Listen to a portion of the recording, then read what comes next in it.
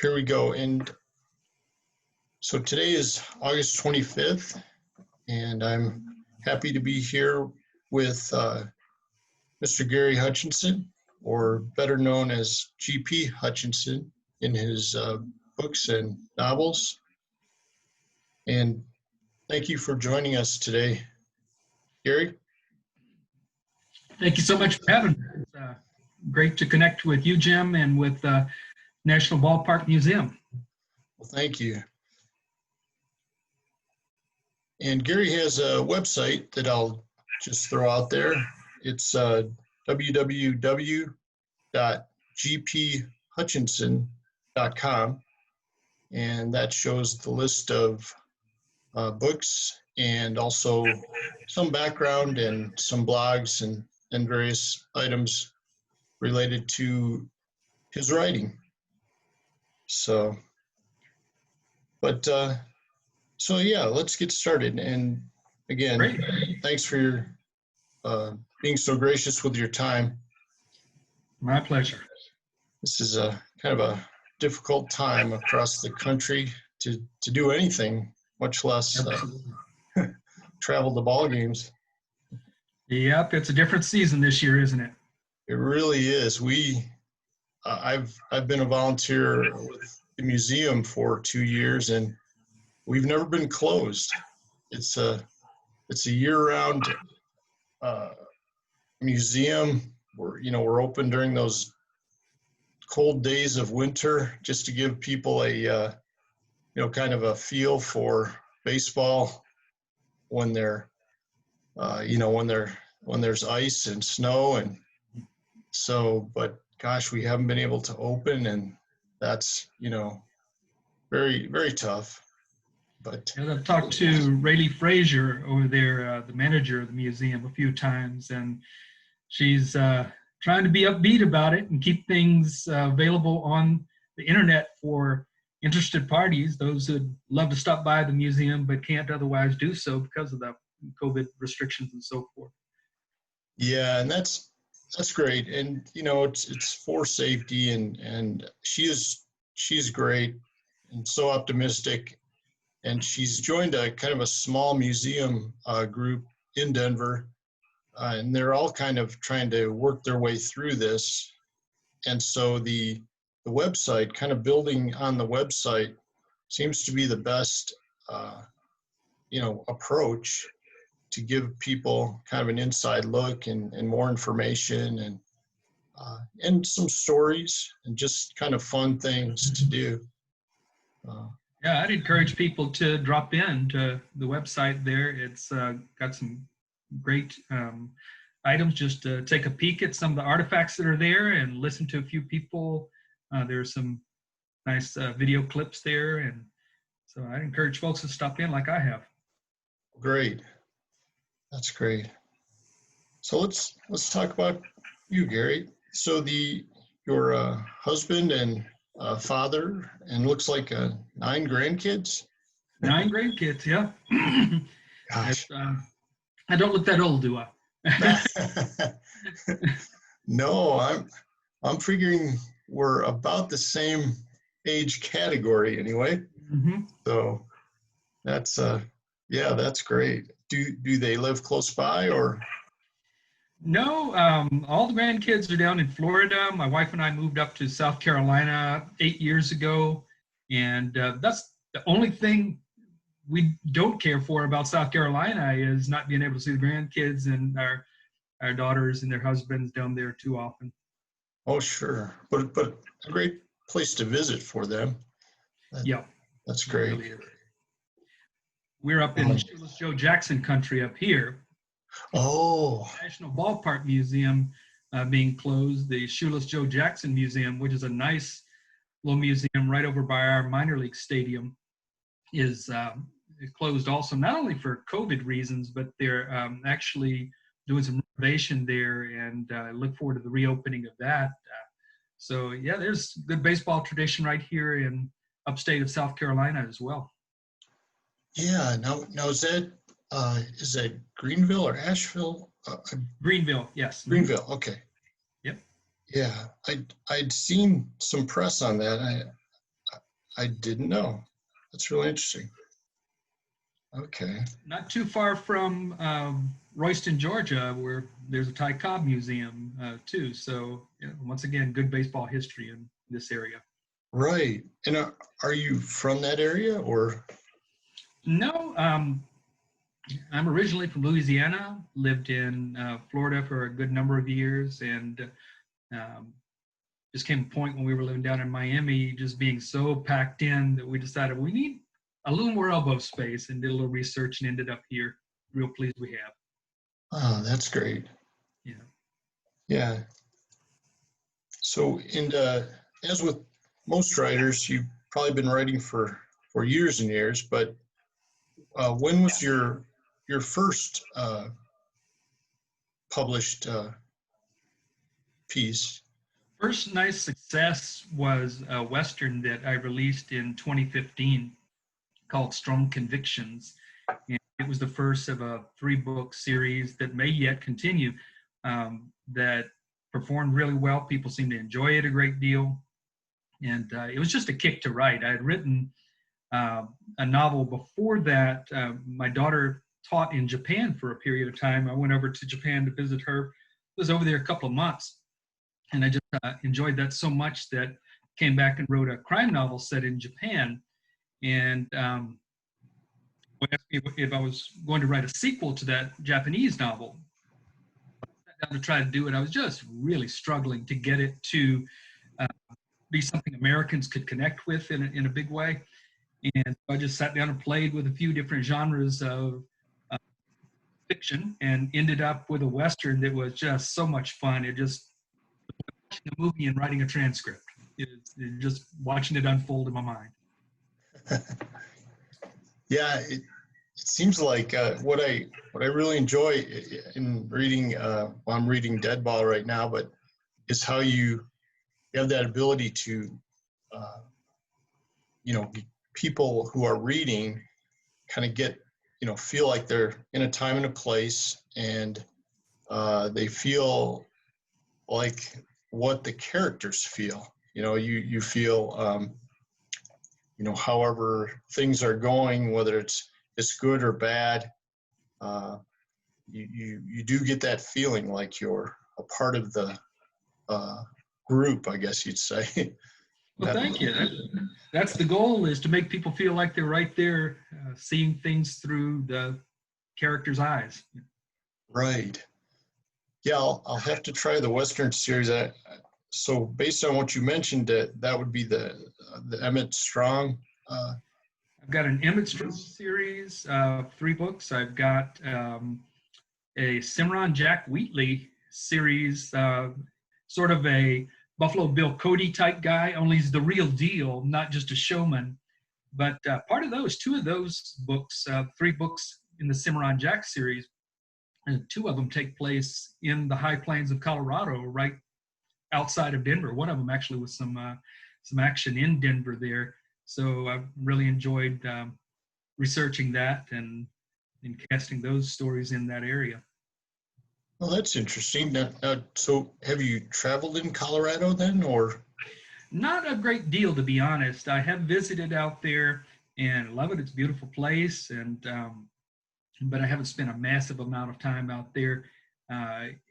The internet, I don't know how people who wrote from one continent to another back in the 1800s, early 1900s, I don't know how they did it, but the internet helps so much to be able to actually see the terrain and see old buildings from time periods and try to build those into the story the way they were. The one thing that's different, Jim, is there's a feel about each place, as you know, and unless you're in that place, the energy, the smells in the air, the things you really have to be there to get a thorough feel for it. So a few people have asked me if I would ever write another Japan novel.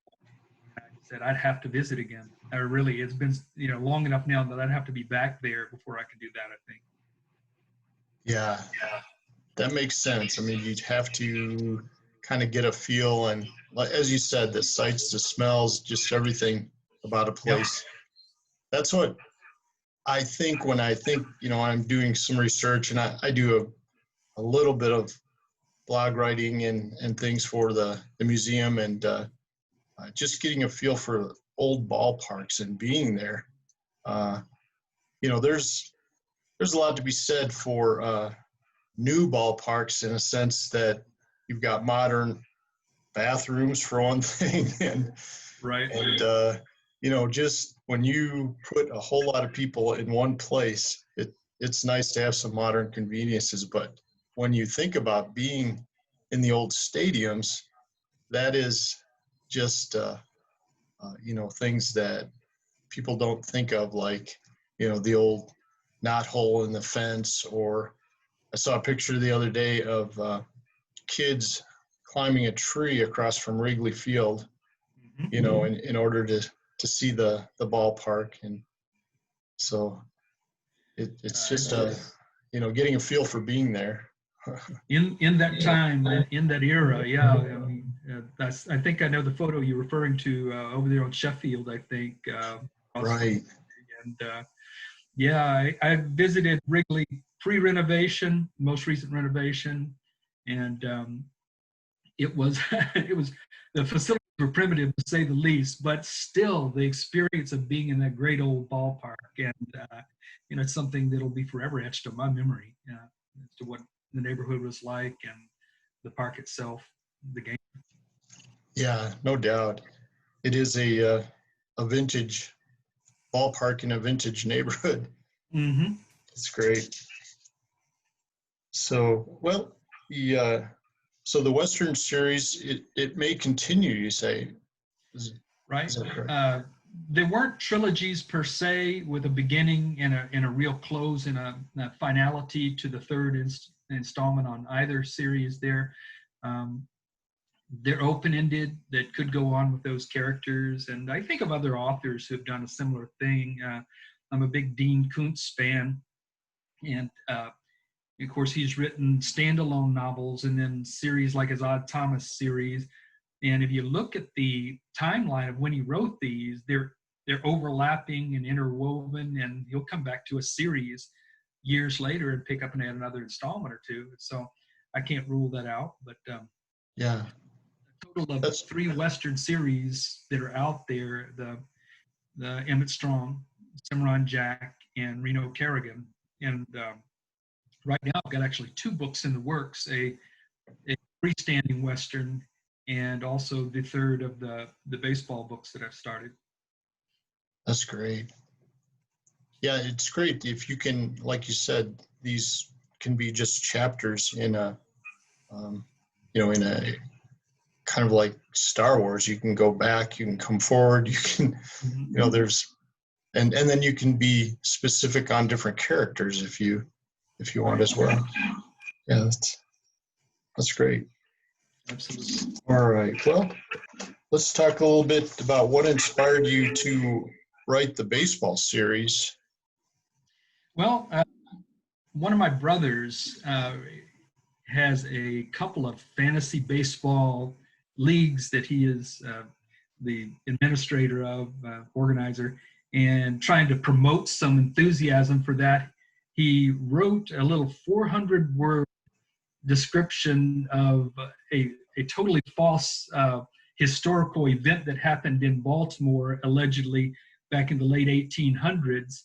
And he sent it to me, and I thought it was something he had clipped from somewhere and sent to me. And then as I was reading it a second time, I thought, this would make a great story that was expanded on. And then it occurred to me, he may have written this. So I gave him a buzz and I said, Bob, this is an awesome little story. You write it? He sure did. Why don't you expand this? And and this would definitely be marketable, and some people on Amazon and other sources would love to read that, I'm sure. Well, he wasn't so big on it, but he gave me the green light, and so that led to the writing of Over the Right Field Wall, which is not a long story. But it was just it's a yarn. It's a romp. It's a kind of a wild and crazy little story based on a fake incident that happens between 2 teams that never existed back in the 1890s, meeting in Baltimore. And so that's what got me started writing historical baseball works, and from that, I definitely saw I wanted to continue. So that's what brought me to writing the much more detailed work that you're reading right now, Dead Ball, which is set in the 1910s. And so that's been just loads of fun to research and write about. Yeah. Yeah, and it's so accurate. I mean, that's what impresses me. Just well, I like, well, first to talk a little bit about Over the Right Field Wall. I've only read the précis, so I have to, but I will read it. But to think about, horses and carriages at a ball game, that is, is really interesting. I remember a story. I wrote a little piece about the Palace of the Fans in Cincinnati, and the architect for Palace of the Fans was more concerned about the architect, or the architecture, I should say, than the actual players. So he didn't, instead of building dugouts, he built carriage places to park your carriage. So Beneath the stands there, right? yeah, catering, to his fans, I guess. Yeah, But, the roots of the sport go back, as you and probably most of the viewers would recall, way deep into the 1800s, well before the automobile. So, and baseball is really coming into morphing into the game we know it as around 1880s to 1890s, more so, although there are quite a few things that were different still at the time. But it's fun to think about baseball in that context, in the bigger picture too of what was going on in the country, which is something I love about baseball and writing about baseball, is that it reflects the mood of the age, whichever era we're writing about for baseball. right. And that's what I like most about your choices for the time periods so far, are just the 1890s, when baseball was a thing, but it wasn't. America was not really on board. It seemed like the teams were all in. Some fell, off the map as time progressed, but it. And then the 1910s, the dead ball era, of course, the that time frame where the things were just developing, getting more solid. The World Series, there were, they had started that, and but then the 1920s with your new novel coming soon of Pickoff, and being in just that rough, rambling era of the Roaring '20s. I'm looking forward to that one. It's all good fun, and I mean there are troubles, and that's part of what I try to bring out in the story is the troubles of the day influenced sports players, sports enthusiasts, everybody across the board. I mean, there are some people that are more immune to let's say, COVID in our time right now. It doesn't affect some people as much as it affects others, but overall it affects the whole country and everything that we're planning and having to make choices about doing, and the way we view things right now. And of course, those sorts of things were on the minds and hearts and just in the background of everything going on in the 1920s or 1910s. Right. The big city, the big personalities, of course, Babe Ruth and all that he carried with him, and inspirational ball players and things like that. But oh, go ahead. I'm sorry. Now, for Pickoff, as you're talking about Babe Ruth and the change of the game from a pitcher's game essentially in the 1900s, 1910s to more of a hitter's game in the 1920s, certainly 1927 was a mammoth year for home runs. The main character in Pickoff is a catcher who's extremely capable behind the plate and a great contact hitter. He just doesn't hit for power the way that people are beginning to, they're clamoring for the Babe Ruths and the Rogers Hornsbys who knock it out of the park regularly. So he is keeping himself a commodity in demand in an age when what the people want to see, the buy tickets, the ticket buying public wants to see, and then the whole Roaring Twenties thing comes to play along the sides of this as well. But yeah, what the game was in each particular era called for different kinds of men playing in different ways. Yeah, which brings me to a question in reading Dead Ball, is just to think of a time when one ball would be used through an entire game. I've been an umpire for 20 years, and I just can't even imagine that. It just, it's. What happens to a ball after a few innings, and right. No, and there were no stadium lights at the time. So if dusk is falling at the last few innings of a game and the ball is becoming a little misshapen and flies erratically, and spitball was legal back then, shine ball, emery ball, usually let the thing pass through the dirt pretty much every time anybody handled it, and you get a very dark ball with a dark backdrop. Some very scary things can happen there.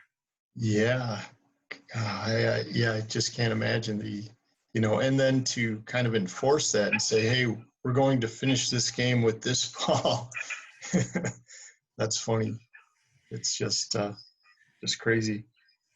Yeah. But, and of course, back and forth throughout the times, owners, management, versus players' interests, owners' interests versus players' interests, and players, beginning to think, hey, I don't want to get beamed by this thing, but owners, I don't want to spend $6 in our dollars for another ball to go in the third inning or something. And you're thinking by the third inning, we already gone through a dozen balls, but the players having certain grievances and the owners having certain interests and the betting going on, and people.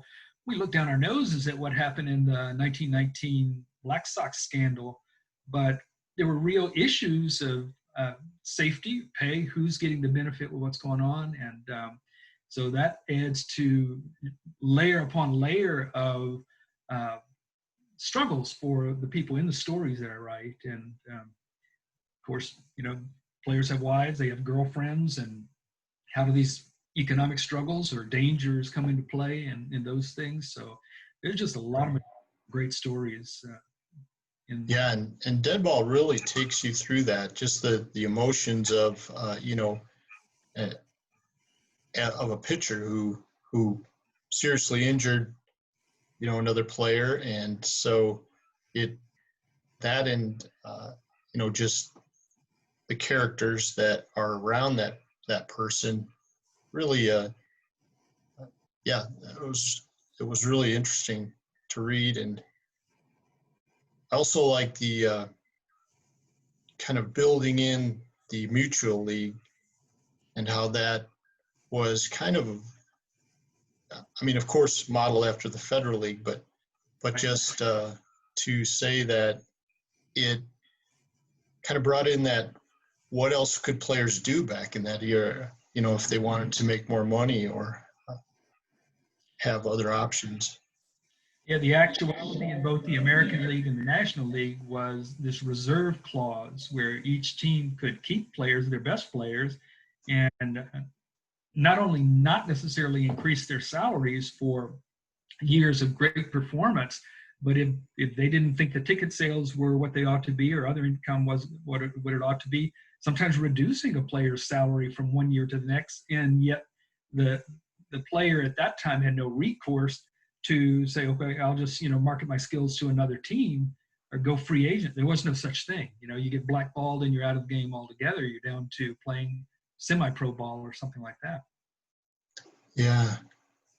Yeah, I'd heard stories of when the Federal League broke up, how, it kind of went back to what it was in a sense that the ownership group would kind of take those players and kind of the best players, I guess you'd say, and buy, that team along with their own team and just kind of combine the two. I think that happened in a few places. Right. But, Yeah, but also, among them, if I recall correctly, that when Wrigley bought out the what would become the Cubs from a fellow by the name of Wiegman, who actually built Wrigley Field, and some of those players, well, that was part of the arrangement, is that team in Chicago could continue forward, but being bought up and incorporated into the National League. yeah, and I guess if nothing else, we did get Wrigley Field out of that, which, thank you, Charles Wiegman. Right. So, well, great. Ballpark. And so, in your research, your baseball research, I noticed that you're a patron member of the Baseball Hall of Fame. So you must have a true interest in baseball in general. Baseball research, history. It goes back a while. As a small kid, as I mentioned earlier, I grew up in Louisiana. No major league team anywhere near. The Astros were the first team in the area at all. Of course, that in baseball history, that's fairly modern. But we did have baseball clinics. Sure, this was worked out between various municipalities and the major league, where in the winter, usually before spring training, they would send down, I remember vividly, a few major leaguers from the Cardinals organization in their Cardinals uniforms at our neighborhood park and give clinics on pitching, batting, this, that, and the other. And it just made a huge impression on me. I can't remember a player's name from those clinics, but the image still in my mind of those players in their uniforms was one of those childhood memories that you just think, I think I'll ever forget that. And really became, over time, more interested down in Miami when we finally got a major league team there. Marlins came in 1993.